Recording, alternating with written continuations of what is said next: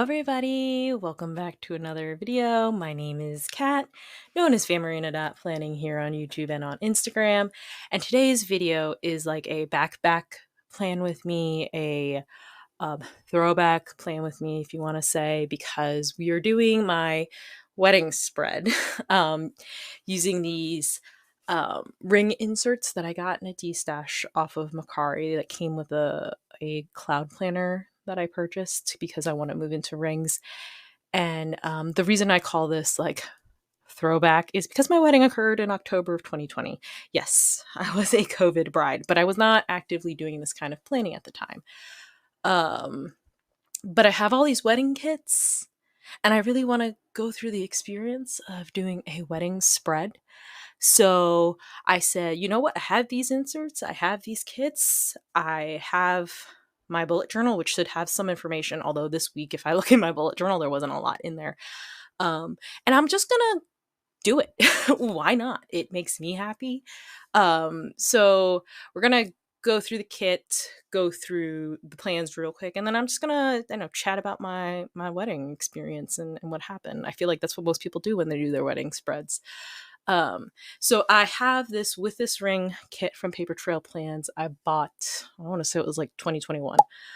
But I wasn't actively planning at the time, and I didn't know I was an add-on girly. So when Mariah put out that she was thinking of destashing the kit's extras that she had, I was like, hey, so those with those rings extras, can I buy them off of you? And she said, sure. And I bought a couple of other things from her, but without those extras, this spread wouldn't turn out to be like as it did. So thank you, Mariah, from Mariah's Imperfect Plans. They, like, honestly, this wouldn't have turned out this way unless I had those extras. So thank you so much. So I have all of that I got from Mariah, all the extra stuff, because I only had the base kit. And then I also have a foiled sampler from Bloom Paper Studio. I believe the kit was called My Love. And I used that to also supplement, because I don't have like a lot of like lovey foil things. So I decided to make use of that too. And I'm also pulling in some alcohol inks or watercolor swatches that you're going to see in a little bit, that are in colorways similar to the colors of my wedding. So that's why they don't necessarily match the kit. So just very briefly about the spread itself. I'm loving the look of the full length washi, so we did that here. It's way easier on a rings inserts than it is in a coil planner, so I'm really glad that I'm making the move to this next year. And then we're gonna see the spread lay down, so I'm not gonna talk too much about it. I'll stop whatever I'm talking about and point something out if I think it's interesting and whatnot. But it's like I'm just trying some new things with this insert. And you know what's weird? Sorry. What's weird is how different. Like, you wouldn't think that your like brain would be like, whoa, whoa, whoa, what are you doing? Because this is different. But like, I had a little bit of trouble using inserts rather than the coil, and I'm like, why would that be? Because like, it's just the same thing, it's just the same paper, it's the same columns, it's just not in a coil planner. But like, that minor difference does something.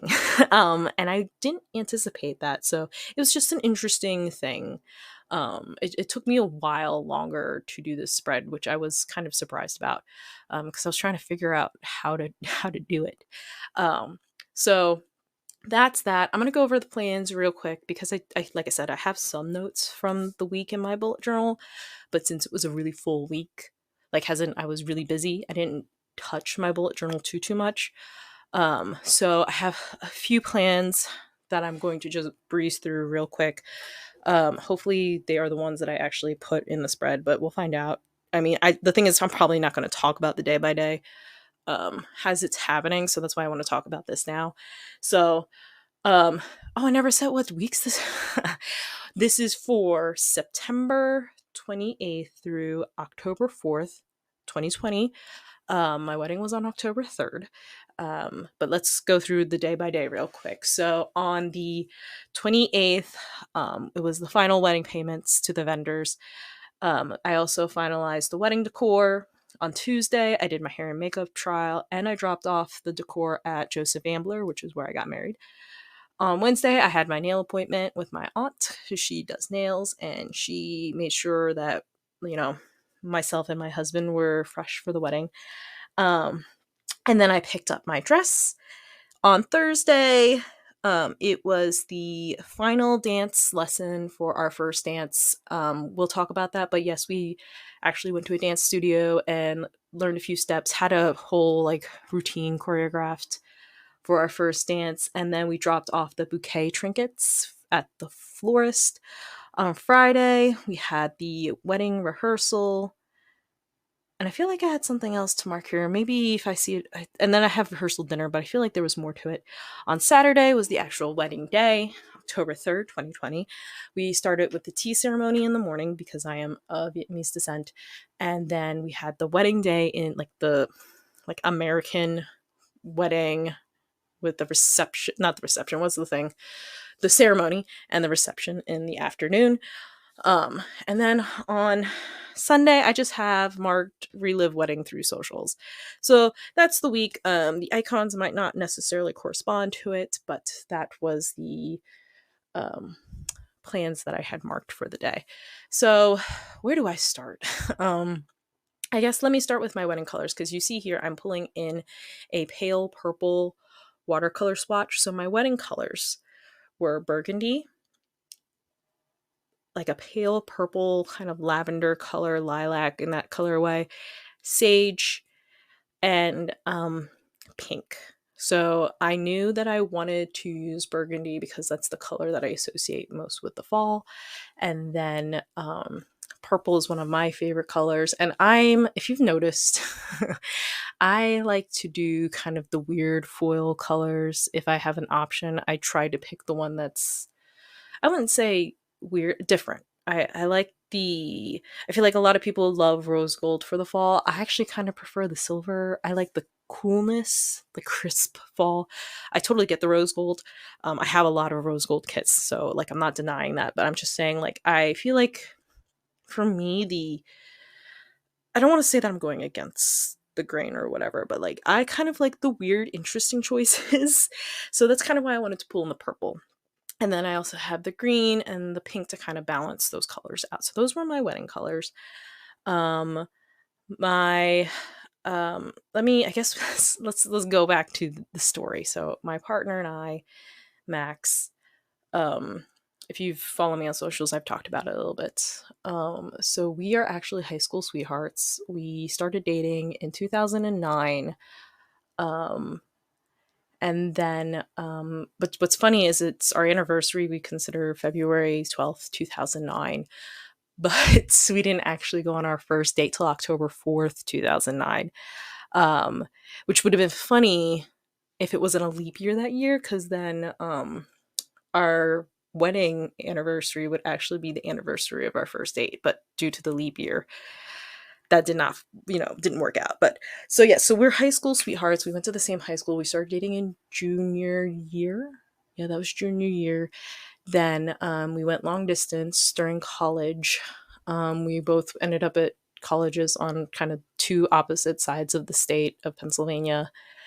And it was a rough patch, because like we wanted to very much be involved in each other's lives, but we also wanted, or at least for myself, wanted to kind of experience college life as, a college. Um, so joining clubs, eventually I joined a sorority, um, and just like making friendships and getting more involved and being more independent at that time. And we did have a rough patch during the first year. Um, but then I think, or we both agree now that that distance was beneficial for us because we grew into our own as independent people. And then every time, sorry, I'm adjusting myself here. Every time we came back together over summer break, it was like meeting a whole new person again. It was like learning to love a new person, even though they were the same person, but we could see the growth that we were going through as our own independent people, individuals. So it was, I think it was a very beneficial experience to our relationship because we did have opportunities to go to the same college, but we decided that that wasn't what we wanted to do because we both have very different interests. I wanted to do something in the science and theater background, so I went to Muhlenberg College, which is a very well known theater school with a very strong science program, and he went. So, he didn't go to a college with those credentials, with where he wanted to go, it wouldn't have made sense for him to come to Muhlenberg with me. And I wanted to be close to my family, just because I was the first one going to college, and I kind of wanted to make that transition easier for them and for myself. At the time, it was just for them, but now I'm looking back on it, and it's like it was also for me too. So yeah, so we went long distance for those 4 years, um, and we came back every summer and hung out as much as we could. He did go to summer camp for I think 2 of the summers. So like it's a situation where like distance makes the heart grow fonder, right? um so that was from 2010 to 2014-ish. He did go an extra, I think they called it super senior year. And then in 2015, I believe that was when we both moved out into an apartment together. Um, and then in 2000, was that 2015? It was 2015 or 2016. I mean, it doesn't really matter at this point, but then we moved out, moved into an apartment together. Um, then we had to learn how we each lived together, because now we're both going to work, and then we're coming home to the same location. So like how, what are his bathroom habits, what are my bathroom habits, are they actually going to drive each other crazy? How do we clean up after each other and ourselves? How I do laundry, like does he care if I like leave piles of clothes everywhere, or whatever? And it's kind of I very strongly advocate, if for me, and I think for a lot of people, that you should move in if it's a serious relationship and learn how the other person actually behaves full time, when you're always around them. And again, this is not for everybody. This is how it is for me and for him. But it was very important so that when we did end up deciding that we were going to be together forever, um, that we already knew what bothered the other person about ourselves and whether it was going to be a breaking point or not. So that was, first apartment, first apartment, then we got a cat. Our cat named Amigo, who is my first fur baby. Um, and then in 2000, I want to say it was like 2017-ish, like a lot of my college friends and high school friends were getting married. And I'm like, yo, we've been together since 2009. Like, we did have the conversation that, we did want to move on to the next step, which was getting married.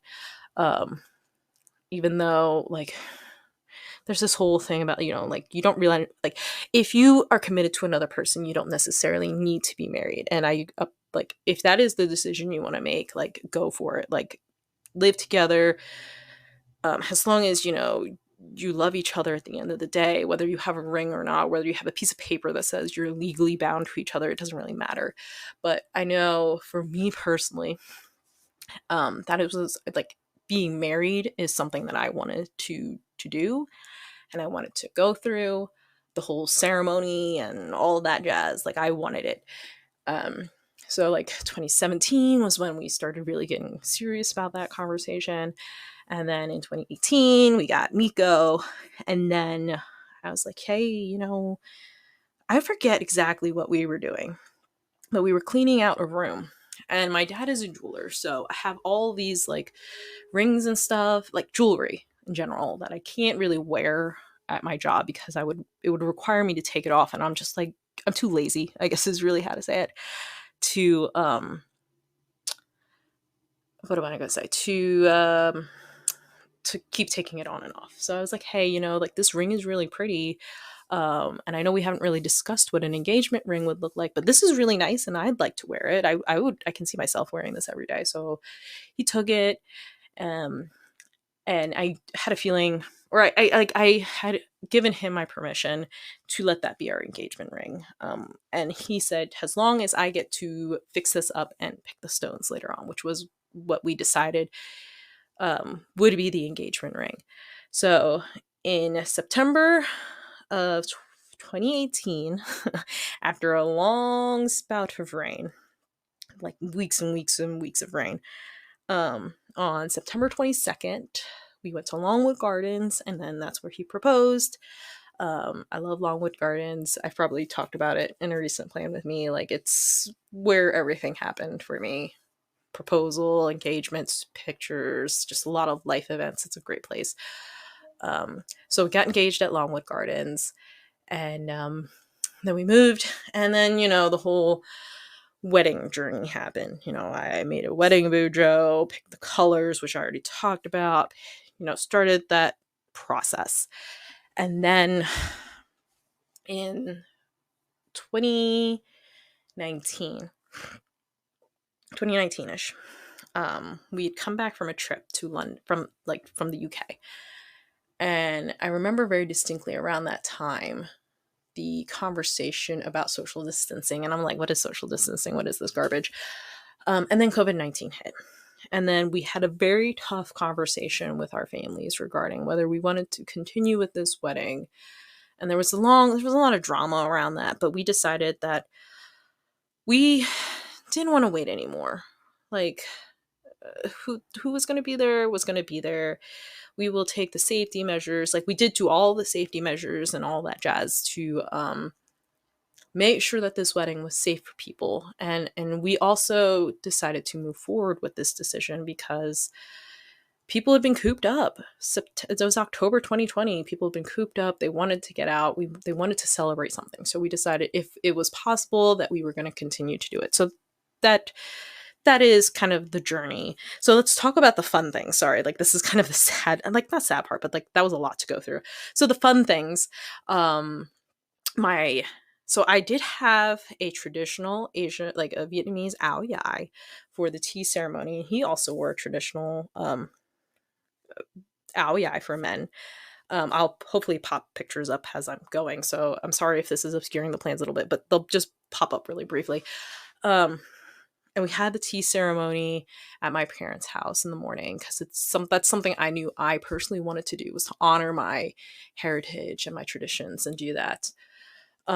So we had, I loved my ao dai. I had this long, well, not long, well, it had a train. Most ao dais don't have a train, but for me, I had a train, and it was so pretty, and like I felt so beautiful in that outfit. Like, like my wedding dress and that outfit are like the times I felt the most beautiful in my life. Like, it wasn't even just about the makeup and the hair and all that jazz. It was about like what those outfits meant to myself and to my family. So we had the tea ceremony in the morning. The tea ceremony is a way to honor your parents for raising you and making you the person you are. And it's also a joining of the two families. It's kind of a wedding in a sense. So we had the tea ceremony in the morning. And I'm not going to go into details because there was also a lot of drama happening around the time, but it was fun. The like, how your dad walks you down the aisle, like for the tea ceremony, your mom walks you to like the religious altar. It's typically a religious altar because Vietnamese people are typically Catholic, or at least the American Vietnamese ones. And your mom walks you to present you to the other family. And it's like, I think it's very symbolic because in my family, we have a very strong matriarchal tie. Like, my grandma is the head of our family. then my mom will be the head of our family. And like you would think technically I would be the head of the family next, but I think that's going to be my cousin, because she's just more into that kind of thing. Um, but we have strong women in our family, so I thought that was very fitting that my mom um, took me to present to our families and to join our two families in that religious, or not religious, in that cultural aspect. There were lots of tears. Everyone was so, it was beautiful, and I'll, hopefully pictures are popping up. There's going to be a lot of editing in this video. So that was that, and then we had the like American ceremony later that evening at Joseph Ambler, which is, it was relatively close to, for all of our families. We're all very close. Um, and my wedding dress was an Essence of Australia D2322. It was a column dress with a boat neckline. It had gorgeous lace detailing, had the cutouts on the side that I really liked. It had like a faux, was it called cathedral length? It was a faux train because it didn't have like a non-lace fabric going all the way down. It was, the kind of like satin or whatever material the dress was made out of. It had a shorter train, but then the lace overlay went further back. So um that was my wedding dress, and I like I debated whether I wanted sleeves or not, and like when I put that dress on, and I know every person who has worn a wedding dress, or a majority of them, I can't make that general of a statement, like that they knew when the dress was the one, and I knew when this dress was the one because of how it sparkled and how it made me feel, and all of that, all of that, all of that. So, we had, so that's the dress. The We had a ceremony that was lightly Kingdom Hearts flavored. If you don't know, Kingdom Hearts is a video game series. It's Final Fantasy meets Disney. And the reason we went with that was because um, I don't remember this, but my husband strongly claims that our first conversation ever was about Kingdom Hearts. And he probably was right, because I had just played Kingdom Hearts around the time when we first met. Um, and it was very cute because I was kind of like dense in high school. Um, he was apparently trying to give me clues that he was interested in dating for a very long time before 2009. During the year of 2008, he was apparently trying to give me clues. Um, and then he gave me um, an Oathkeeper Keyblade necklace for my birthday. And if you don't know, the Oathkeeper Keyblade is a symbol for Kyrie, who is the person, like the romantic interest of the lead Sora, and it's like they're the end game, right? Their end game. That's what the kids say, right? Their end game. So I was like, hold up. Is this guy trying to tell me he's interested? Because that's kind of a strong, you don't give a person an Oathkeeper Keyblade unless you're really interested in them. So yeah, he will never let me live it down that it took me so long to realize he was interested in me. Um, which is probably why he made me wait so long to get married, but that's okay. Um, so we had like I said, a lightly Kingdom Hearts themed wedding. I walked down the aisle to Dearly Beloved, which is a song that that still makes me like gives me happy tears now. It's the song that plays on the title screen, and it it just makes me so happy, and like I'm getting a little teary-eyed thinking about it now. Um it's so symbolic of the game, and I don't know. It made him cry, made me cry. Like there was all that. So there's that. Other Kingdom Hearts flavor things were for the Unity ceremony, where I know some people light a candle, some people like do the rope tying. We we shared a palpu fruit, which was a piece of candy that was shaped like a star. Um, but we shared a palpu fruit because legend in the series goes, hold on, let me look this up. The legend in the series goes that if two people share the palpu fruit, their destinies become intertwined. They'll remain a part of each other's lives no matter what.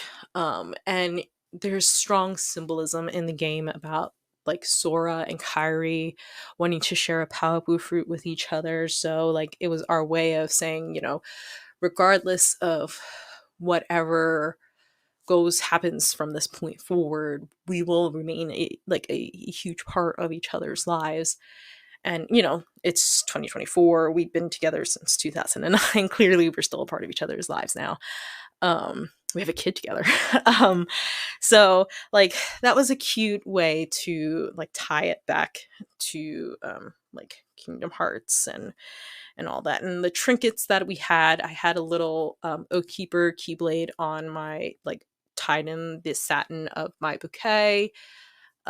He had an Oblivion keyblade as part of his boutonniere. No, not Oblivion. What is that one called?